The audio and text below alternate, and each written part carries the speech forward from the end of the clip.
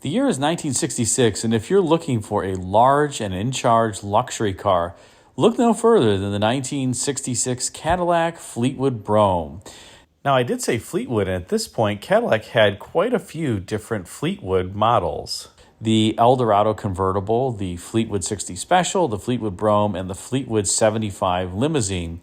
And if you got a Fleetwood, you were really getting the top-of-the-line Cadillac, denoted by the wreath and the crest on the front and back of the vehicles, as opposed to just the crest in some cases. Or for 1966, you got the crest and a V on the DeVille and Calais.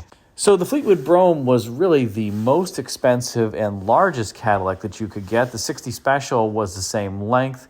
Both rode atop 133-inch wheelbase, which was 3.5 inches longer than the standard 129.5-inch wheelbase that other Cadillacs like the Calais and the DeVille series rode atop.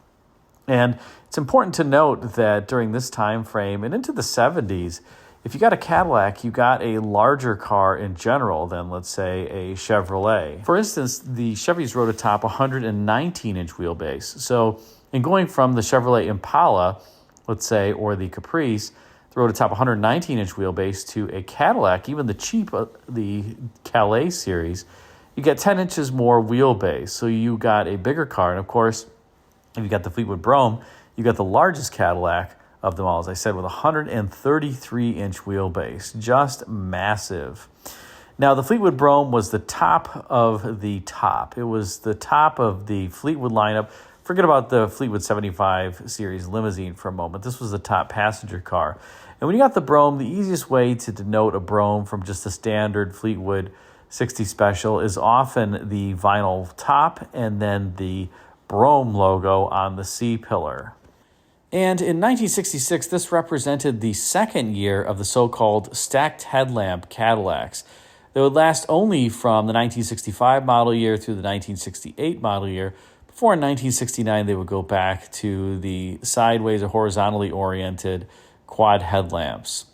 Now, the 1966 Fleetwood was a slight refinement of the 1965 model.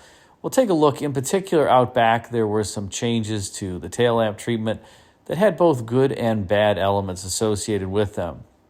But this is a handsome car, and this particular Fleetwood Brougham is finished in white exterior with a red interior. It's a pretty amazing color combination. But let's talk for a moment about the design. First of all, it's amazing to note how understated Cadillacs have become by this particular model year. Think of the 1959 Cadillacs, the supreme development of the fin, so to speak, and all the surfacing and doodadery on those vehicles. And then take a look at this 1966 Fleetwood Brougham. It's the top-of-the-line, most expensive Cadillac, and yet it's so reserved and understated and elegant. These are my favorite Cadillacs, I think, these so-called stacked headlamp Cadillacs. And one thing you'll notice here as we look at this front three-quarter view is take a look at the fender line and how it transitions into the doors and then the quarter panel. This car has a relatively flat line that runs all the way across. It's a pretty flat fendered front, relatively flat rear quarter panel. You can see some taper there. But of all the General Motors vehicles that were produced during this time frame, these Cadillacs, I would even say and later or earlier, these particular Cadillacs are the most flat in terms of the fender profile and the quarter panel. Most General Motors cars had a taper front and rear because that was what the styling vice president Bill Mitchell liked, but not here.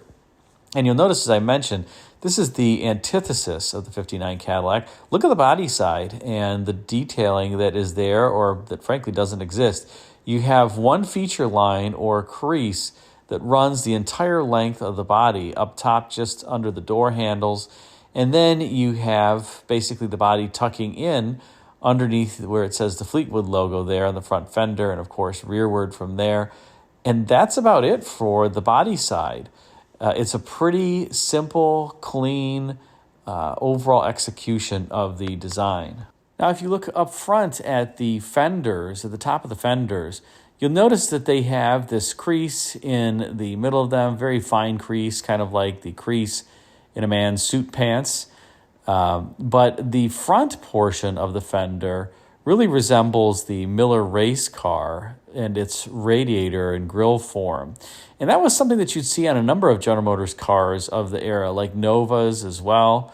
And it was a theme that was beloved by General Motors designers. And so it kind of shows up on the front end of these vehicles. You also have the typical Cadillac Power Dome style hood with the shoulders. You have the high point of the car being the fender top, then the catwalk area, then the shoulder for the Power Dome hood, and a crease in the middle of the hood. Very, very typical Cadillac. Some would call that the prow of the hood. And that continued on Cadillacs all the way through the 90s, even the 1992 STS, which was designed by Dick Ruzzin. By the way, Dick has a new book that he is publishing called Designing Dreams. I highly recommend it. I'll put a link in the description in case you are looking to buy a book about car design and General Motors during its peak of design. You also have the egg crate grille. Egg crate, as I've mentioned before, is synonymous with luxury. Here it's bisected by a chrome bar to give it a little bit of dimension. You can imagine that if that grille didn't have that, it would look kind of like a gaping hole, a little bit like the later Cadillacs of 1969 and 1970, just have this huge grille. And I think the designers were trying to give it a little bit of dimension beyond just the egg crate texture. And before we transition to the side view, notice the very front edge of the hood and how it kind of has a crease and then it tucks underneath itself, casting a shadow there that you can see, particularly on this white car. The sheet metal is designed to kind of cast a shadow upon itself so that it has a different light reflection than the more upper surface. And again, I think that just minimizes the overall size of the hood. Imagine if that weren't there, how tall that power dome would look. And it gives it a nice second read and dimension that you might not otherwise pick up on. By the way, Cadillacs of this era never had trapped hood designs. They always had the hoods that went all the way forward. So despite the fact that Cadillac was the most expensive in General Motors lineup, the hood designs were often the cheapest to execute because you don't have to control the dimensionality in terms of front and rear of the vehicle nearly as much as if you had a trapped hood, where you have to control the dimensionality on three sides versus two sides here. So an interesting little manufacturing technique that Cadillac employed. Now, as we rotate to the side view, you can see what I was mentioning before on how simple the body side is. You just have that crease that's right under the door handle and then another crease that's at the bottom of the door. And you have a very flat front fender profile, a flat belt line, slight taper to the rear with the quarter, but that's about it. I do like how the C-pillar and the A-pillar have some degree of symmetry and are basically kind of canted at the same rake. So the windshield and the backlight are just at about the same angle as one another. You, of course, can also see the middle B-pillar. These Fleetwood 60 Specials and Broughams only came as true sedans, not hardtops. So you had to have the pillar in the middle. And as we rotate around to the rear three-quarter view, I think we have the prettiest view of this particular car. Notice that while this certainly is not a 1959 Cadillac from the rear, it does have a little hint of a fin, although I like how it is symmetric about the top and the bottom. The top on the 59 was obviously huge. And here you have this kind of symmetric little fin on the top and the bottom. I think it's extremely tasteful. The other thing to note here is that the fins on Cadillacs during this era were always perfectly vertical.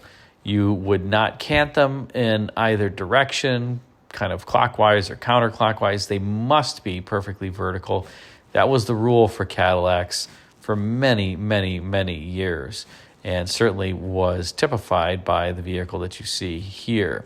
I also like, if you look underneath the deck lid in the bumper, you'll notice there's kind of this crosshatch egg crate pattern that matches the grille, as we just talked about. So the designers were trying to tie the front and the rear theme together here and have a little bit of symmetry. You also have this very distinctive crease that runs down the middle of the deck lid, pretty typical for Cadillacs of the era.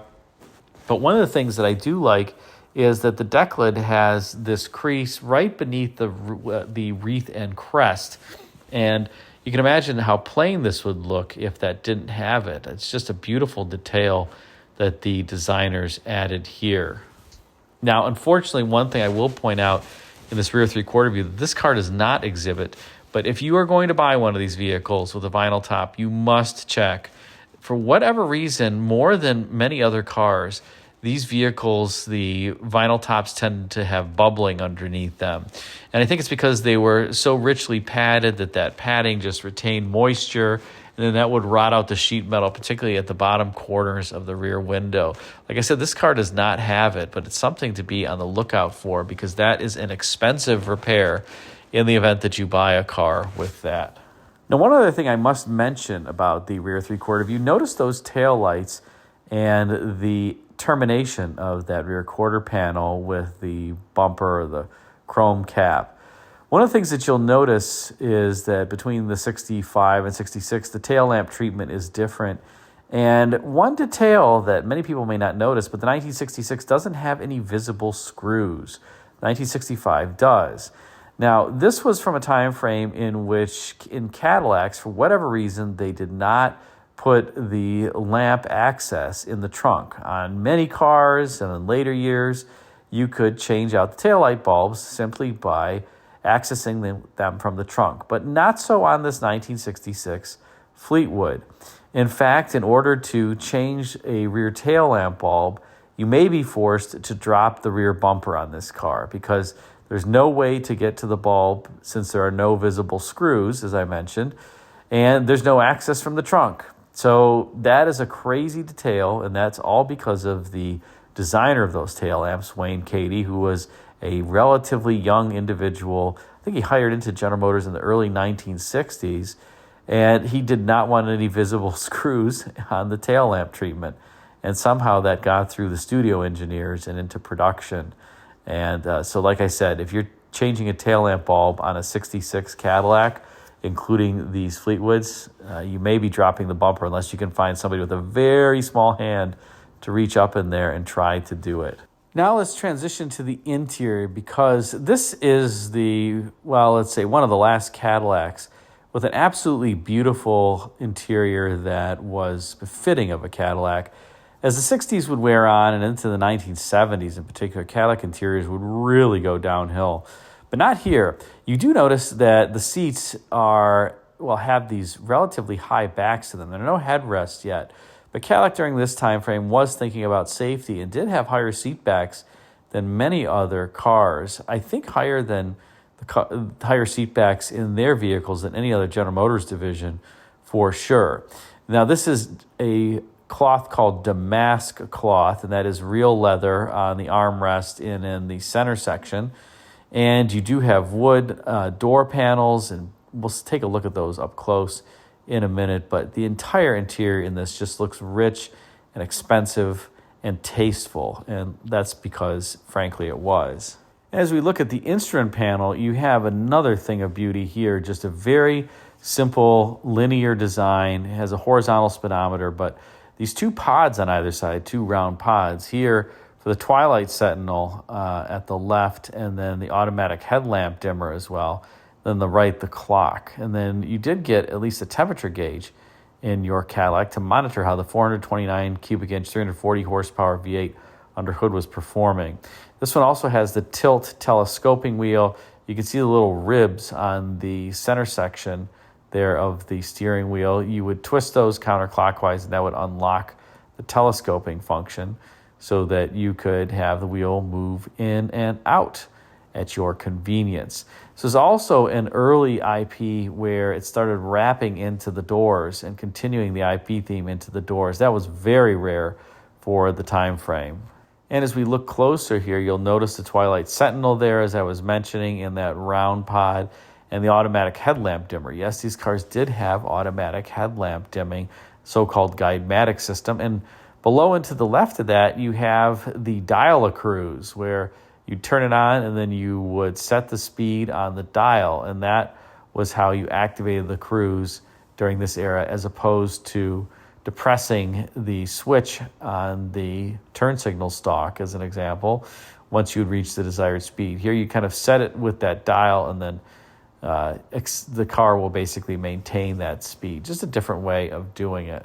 And of course, no Fleetwood Brougham would be a Fleetwood Brougham without the picnic trays in the back.